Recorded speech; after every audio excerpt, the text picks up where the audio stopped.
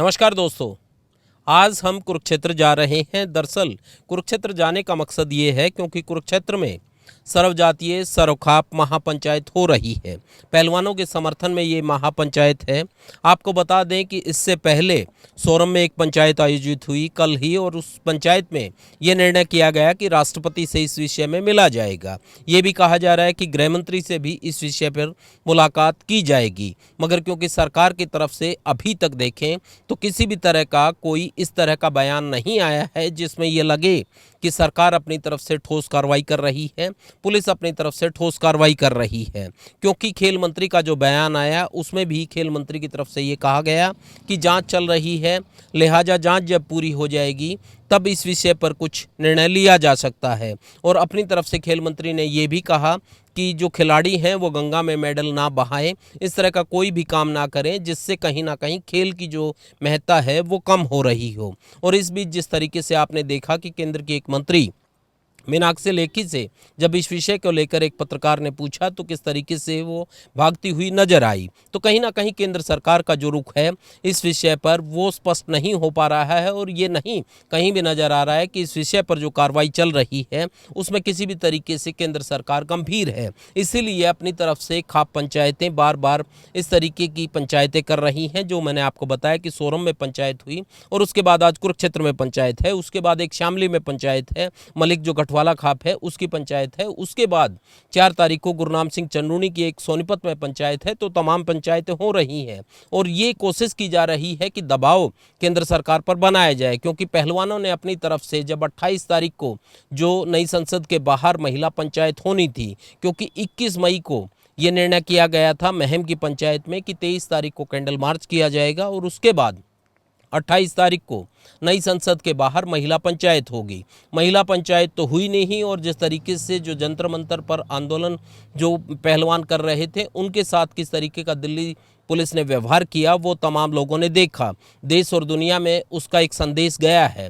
तो लिहाजा उसके बाद ये तमाम कार्रवाई आगे बढ़ी और जब पहलवानों को जंतर मंतर से खदेड़ दिया गया, उनका जो धरना स्थल था वो वहाँ से दिल्ली पुलिस ने हटा दिया। उसके बाद पहलवानों ने ये निर्णय लिया, 3 पेज की एक चिट्ठी लिखी गई पहलवानों के द्वारा, और ये कहा गया कि वो 30 तारीख को अपने मेडल गंगा में प्रवाहित कर देंगे। और उसके बाद जिस तरीके से जिस दिन गंगा में प्रवाहित करने के लिए वो वहाँ पर गए, नरेश टिकैत जो कि किसान नेता हैं वो वहाँ पर पहुँचते हैं और पहलवानों से ये आग्रह करते हैं कि 5 दिन का वक्त उनको दिया जाए, ताकि 5 दिन के वक्त के माध्यम से वो सामाजिक ढंग से अलग अलग किसान संगठनों से बात करके या फिर खापों से बात करके इस विषय का कोई ना कोई हल निकालने की कोशिश करेंगे।